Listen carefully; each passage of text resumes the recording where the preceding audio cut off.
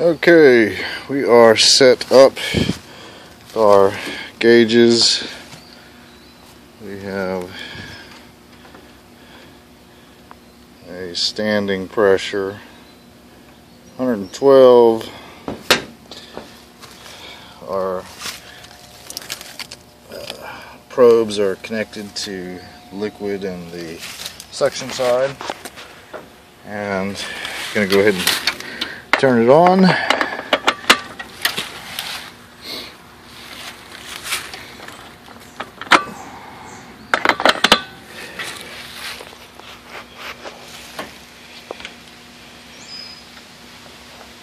Make sure that we have everything set correctly.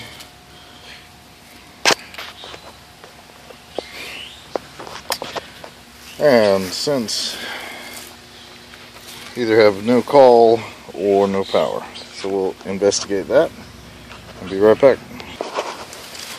Okay, so we're going to remove the panel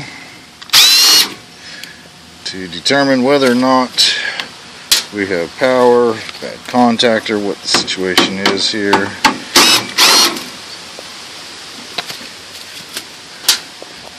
Now you see we have a bush here that is making life a little difficult for us today, but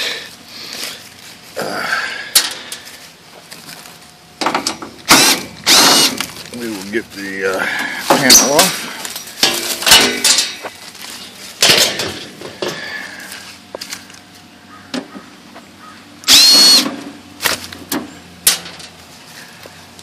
Sorry about the shakiness, trying to do this, and now we see that our contactor is not pulled in, so we will get the meter, field piece meter, and check for voltage, and then check to see why we're not getting 24 volts to our contactor. Pause and be right back.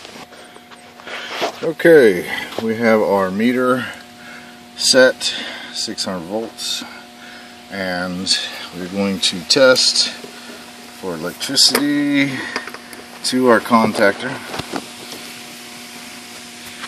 Sorry about that. And that sound means we have 240 volts. So next, check to see if we have a bad coil on our contactor by checking to see if we have 24 volts going to our contactor. If we do, then we have a bad coil. Currently we have 0, so it means we have 0 24 volts going to our coil. We have to find out why. We do not have 24 volts coming in. Next we will go to the air handler and investigate. Okay, we're up here at the air handler, and I did discover before I started the video we had a fuse in here that was blown. Go ahead and replace that. Now we are going to continue to check the rest of the system, look for obvious conditions such as no insulation on the suction line in the attic. You can see where it's been condensing, coming down, running down, and then to the safety pan. So we will tell the customer about this situation, and then we will check the refrigerant, and we'll be right back. Okay, we're back out at the unit, and we're going to check our refrigerant levels, superheat and subcooling. And they said prior to it stopped working altogether, it seemed to run all the time, and that's apparent by the fact that it has only a 23 suction, 130 head, and it has a 61 degree superheat and a 7 degree subcooling. This is a piston driven coil, not a TXV, so we're going to be relying, primary number is going to be our superheat, and we'll back that up with our subcooling, but primarily going to be worrying about our superheat. Now, we're going to do a leak search, try and find out where it's leaking from, and talk to the customer about their options. And once the customer has chosen between the many different options that they have, we will continue filming. So I'm going to give them all their options at this point and go from there. Okay, we're back.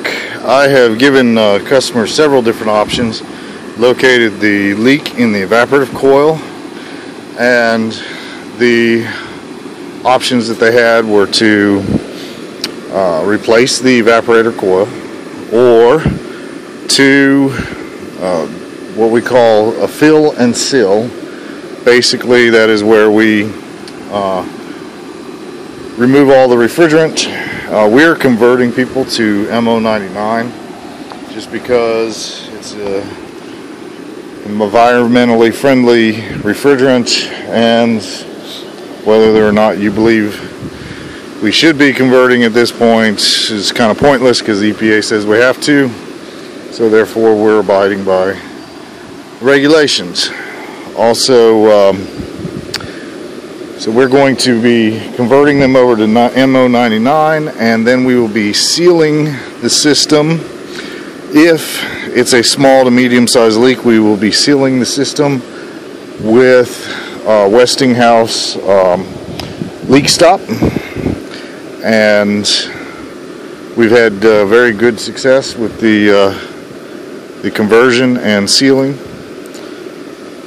So that's what we're getting ready to do in this particular case. So first we will check to see how bad the leak is. If the leak is severe, then we will have to replace the coil at minimum. And if it's able to hold a fairly decent vacuum for at least 5 minutes, then we know it's a very small leak, and then we'll add the sealant.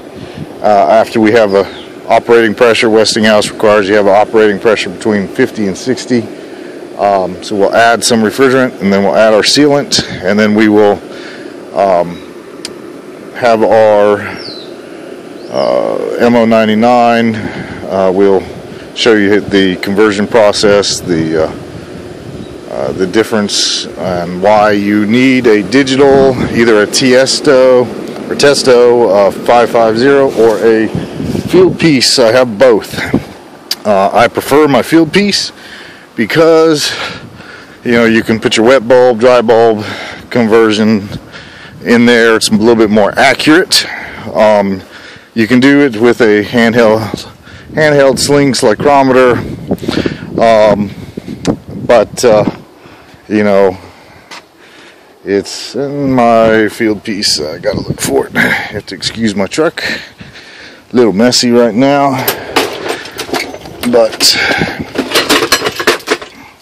yes, this is my field piece, and I try to use the best testing equipment that I possibly can. I have all of the field piece heads, and always have backups, because everything breaks these days. But once I have recovered the refrigerant with our recovery machine, then we will put it into a vacuum and see whether or not she holds. I'll be back. Okay, just finished recovering all the refrigerant from the system, and now we're going to set up for our vacuum. And I'll spare you guys all the noise. I had comments on my last video about having to sit through the noise of the recovery machine and the vacuum pump. So as soon as I've got it down into a good vacuum, I'll come back. Okay, while we're waiting, I figured I would talk about a few things. The number one thing is I get a lot of questions, would you like the Testo or the field piece better? I actually prefer the field piece for multiple reasons. My field piece has a built-in micrometer, which this one does not. It just simply goes inches in water column is all that it does. And I mean, it's a good gauge. It's cheaper than the field pieces, and it's my backup, but I prefer the field piece model. But you know, I do like the timer that it has, but I just wish it had vacuum instead of just inches in water column. If it had a micrometer built into it, I probably would like this just as much as the other one, other than the fact that the field piece has an automatic turn off, and my Testo does not. Nothing worse than forgetting to turn this little sucker off and running through batteries and batteries and batteries because you forgot. You know how things go when you're out servicing. So figured I would let you know about that. So definitely this is one of my many field piece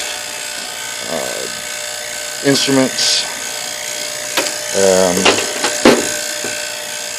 Always use the best instruments because your diagnosis is only as good as your instruments.